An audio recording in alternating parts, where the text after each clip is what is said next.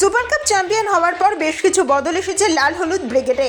মাঝমাঠের অন্যতম ভরসাযোগ্য ফুটবলার হেরেরাকে লোনে এফসি গোয়ায় পাঠিয়ে দিয়েছে ইস্টবেঙ্গল। তার বদলে দলের সঙ্গে যুক্ত হয়েছেন Spanish high profile Victor Vazquez. বর্তমানে তিনি শহরে এসে উপস্থিত না হলেও আগামী কয়েকদিনের মধ্যেই দলের সঙ্গে যোগ দেবেন, সেই চেষ্টাই করে যাচ্ছে লাল হলুদ ম্যানেজমেন্ট। এছাড়াও বহু আলোচিত ফরওয়ার্ড জাভিয়ের সিভেরিও টোরোকে ছেড়ে দেয় এই প্রধান। মূলত লোনের দরুন জামশেদপুর এফসিতে গিয়েছেন তিনি, খেলবেন খালিদ জামিলের তত্ত্বাবধানে। অন্যদিকে সমস্ত অপেক্ষার অবসান ঘটিয়ে নিজেদের নয়া ফরওয়ার্ডের নাম ঘোষণা করে দিয়েছে লাল হলুদ। তিনি হচ্ছেন ফেলিসিও ব্রাউন ফোর্বস। আইএসএলের এই বাকি মরশুমের জন্য এই কোস্টারিকান ফরওয়ার্ডের ওপরেই ভরসা রাখল লাল হলুদ ব্রিগেড, যার ফলে এবার থেকে ব্রাজিলিয়ান তারকা ক্লেটন সিলভার সঙ্গে কাঁধে কাঁধ মিলিয়ে লড়াই করতে দেখা যাবে 32 বছর বয়সের এই দাপুটে ফুটবলারকে।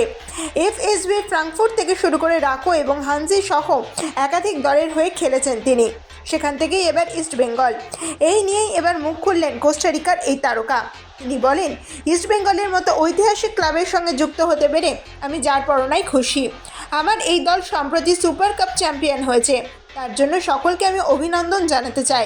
এবার আমি এই দলের সমর্থকদের খুশি করতে চাই, আইএসএলের দ্বিতীয় লেগে সকলের মুখে হাসি ফোটাতে চাই।